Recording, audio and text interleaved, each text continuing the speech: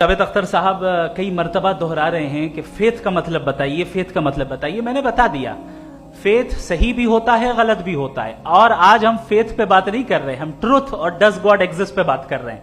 क्या does God exist, ये truth यानी गॉड है या नहीं है, इसमें से दोनों ट्रुथ क्या है। अब आप उसे फेथ कह लें, बिलीफ कह लें, नॉट माई बिजनेस। उसके बाद आपने कहा कि भाई सवाल करने से मजहब रोकता है।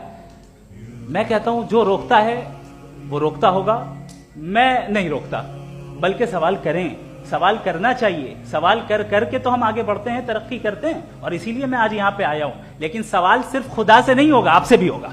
सवाल एथिज्म से भी होगा, सवाल सिर्फ मजहब से नहीं होगा, सबसे होगा। और आज मैं सवाल करूंगा और उम्मीद है कि आप जवाब देंगे। अभी तक आपने वैसे कॉन्टिंजेंसी आर्गुमेंट का कोई जवाब नहीं दिया। चलें, आपने कहा यूनिवर्स के बारे में इटर्नल क्यों नहीं बोल देते। ये चूंकि लॉजिकली पॉसिबल ही नहीं है कि यूनिवर्स इटर्नल हो।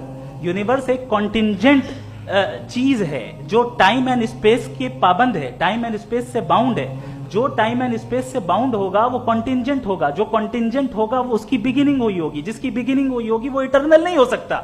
ये तो कॉमन सी बात है। आपने कहा कि किसी मजहबी किताब में डायनासोर का जिक्र नहीं है। अफसोस कि आज तक किसी मैथमेटिक्स की किताब में मुझे डायनासोर का जिक्र नहीं मिला।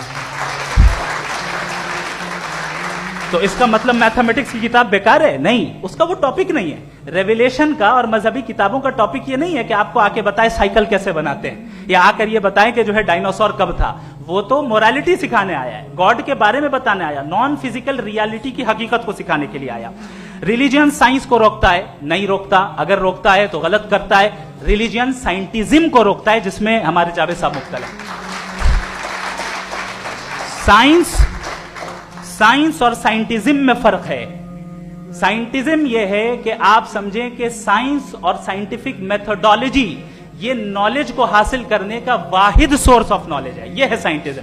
हम इसे रिजेक्ट करते हैं। हम साइंस को तो तरक्की करते हैं। भाई आप हमारी पूरी तारीख कर लें, पढ़ लें, तो आपको पता चल जाएगा। बहरहाल ये अलग टॉपिक है।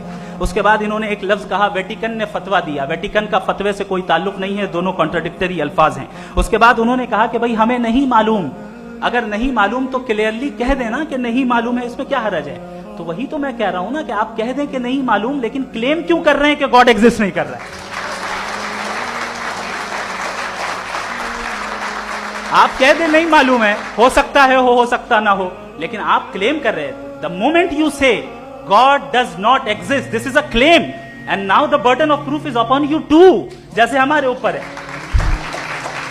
और क्यों है मैं बताता हूं, क्यों है ये भी मैं बताता हूं। फिलोसॉफिकली